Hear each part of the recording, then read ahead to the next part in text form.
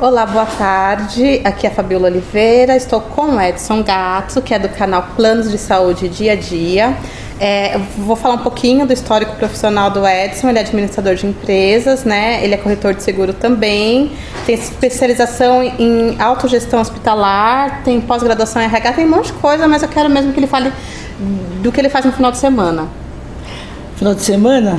Bom, todo sábado, né, a gente faz um pouco de trilha de moto. A gente tem uma equipe que chama Mamute e a gente se arrebenta nos morros da vida por aí. Altos desafios, é um esporte que agrega muito, não só pelo divertimento em si, que ele traz pelo prazer, mas principalmente para aprender a superar desafios. É verdade, eu imagino que tudo isso ajude bastante na parte de trabalhar a pressão, principalmente na tua área, que é a área de benefícios, né? É verdade. Inclusive, eu queria contar uma coisa, porque o único lugar que eu não penso em nada, a não ser em uma coisa específica, é na trilha quando eu estou andando de moto.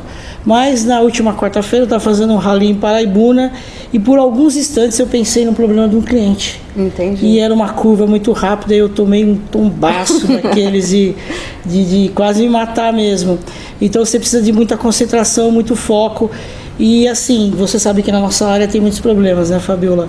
E a gente procura entender um problema como se fosse um obstáculo e tenta superá-lo, por mais difícil que ele seja. Ah, maravilha. Falando em problemas, a gente está com uma questão de reajuste de planos de saúde acima do índice da inflação, né? Como especialista, como que a ANS está cuidando disso? Né? Como que a ANS está cuidando disso e como que você vê essa questão de reajuste acima da inflação? É boato mesmo? Está acontecendo? Bom, vou dividir a sua pergunta em duas partes. A primeira sobre os reajustes de plano. É importante todos nós entendermos por que os planos estão subindo além da inflação, né? Entre 2 e 2,5 vezes o índice oficial. O primeiro ponto nós temos uma regulação desde 1998. E essa regulamentação, que é a Lei 965698, ela trouxe uma série de impactos para os planos de saúde.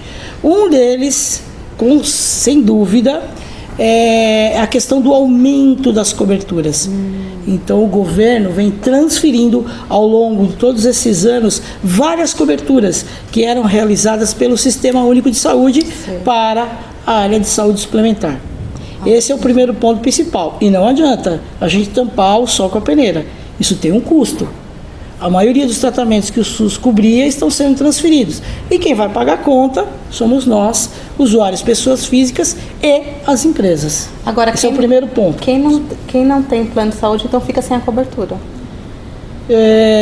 Não.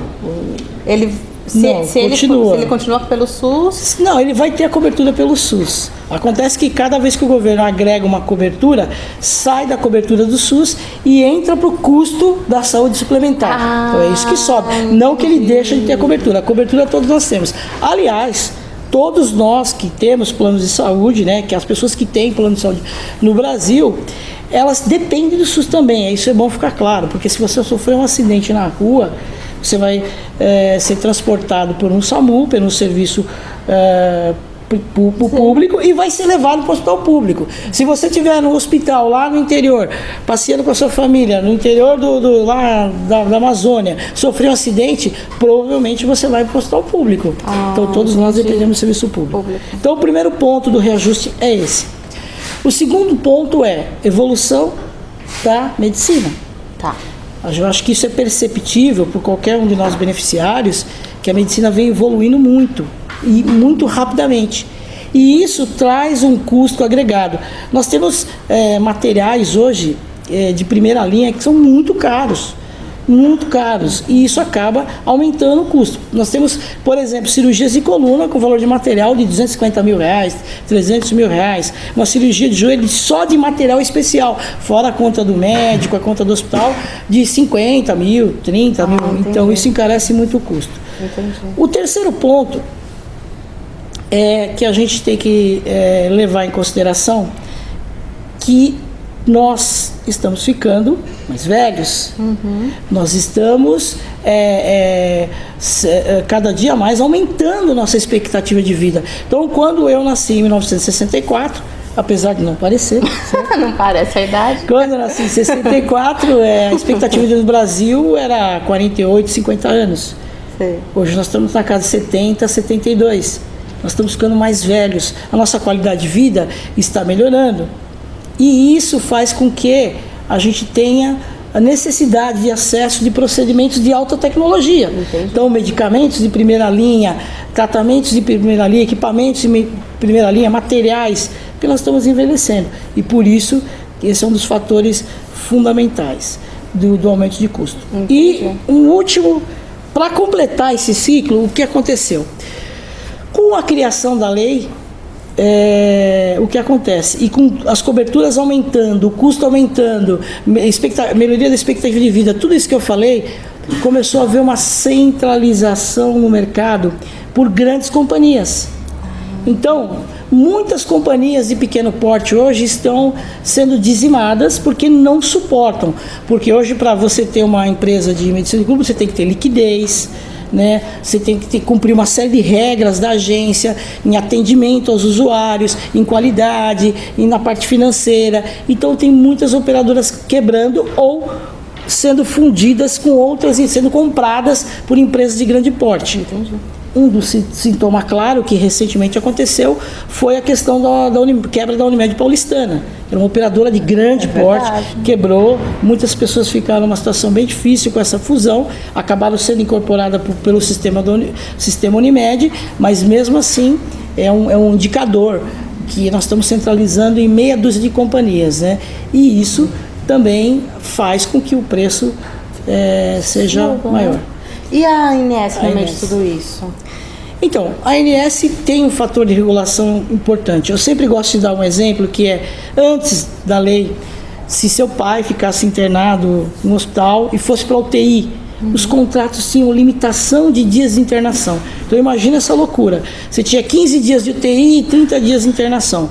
Aí sofria um acidente grave ou uma doença grave, ia para uma UTI de hospital e aí chegava em 15 dias, olha, o plano acabou a cobertura. Eu me lembro disso. Você se lembra? Tive casos na família, inclusive, de casos de câncer, estado terminal, que teve um problema na época, a família teve que vender as coisas, enfim, porque a situação até dava para recorrer, etc., mas a situação não permitia.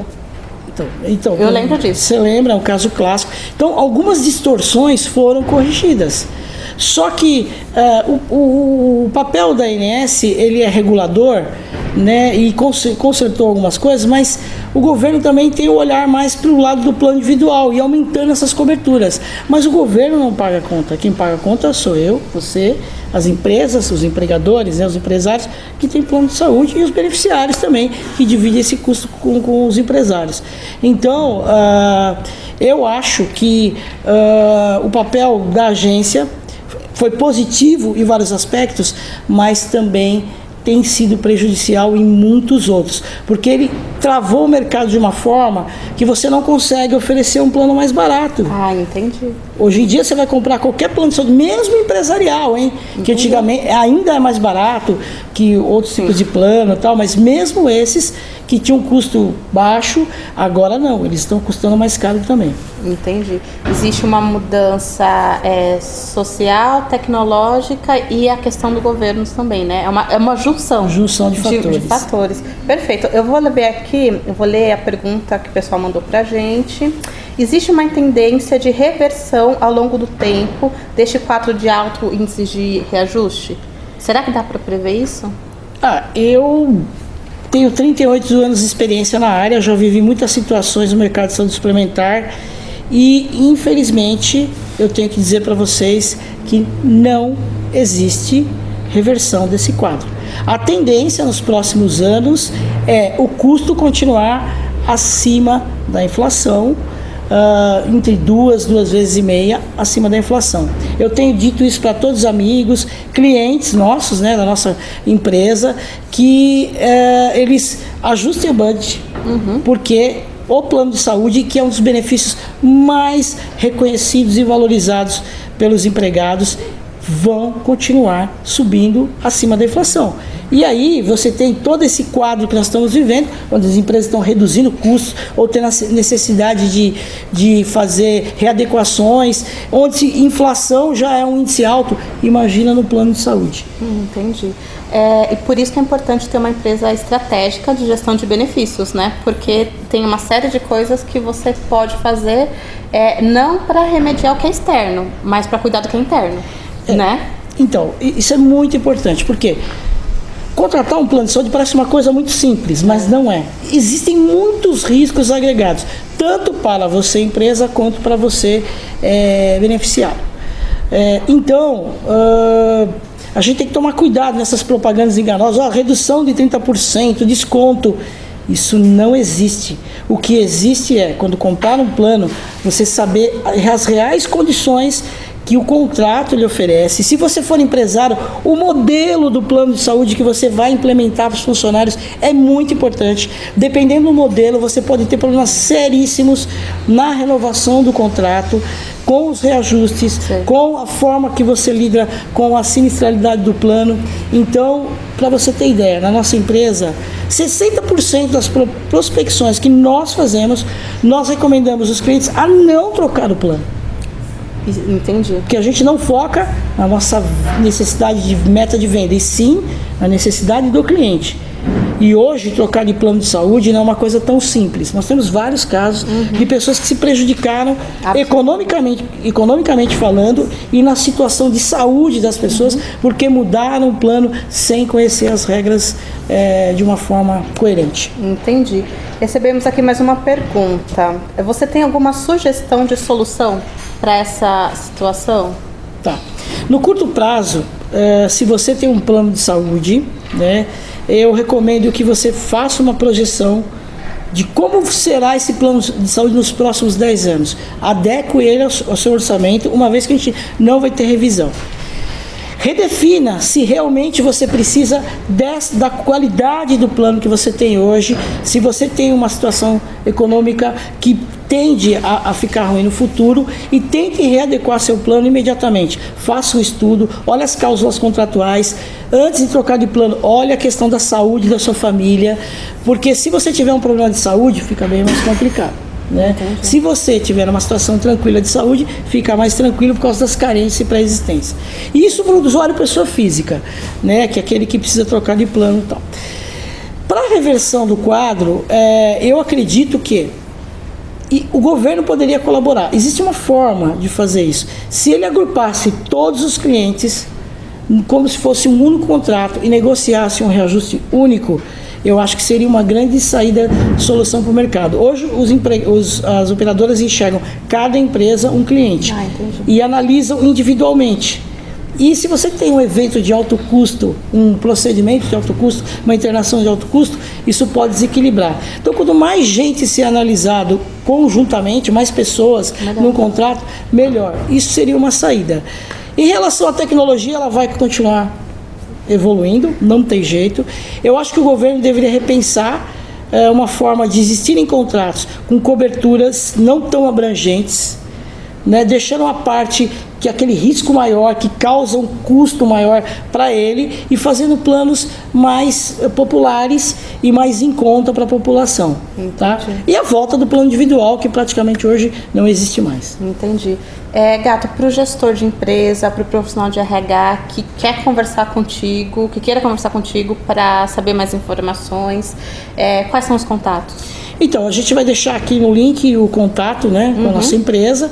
O nosso site é o www.erglife.com.br, e é só acessar e pedir para falar com a gente pode ajudar, orientar, caso seja necessário, tanto você empresário, gestor de RH, ou mesmo uma pessoa que esteja com dificuldade aí com o seu plano de saúde. Maravilha. Curta a nossa página no Facebook, RH Dia a Dia, o site www.rhdiadia.com.br, e em breve teremos mais vídeos.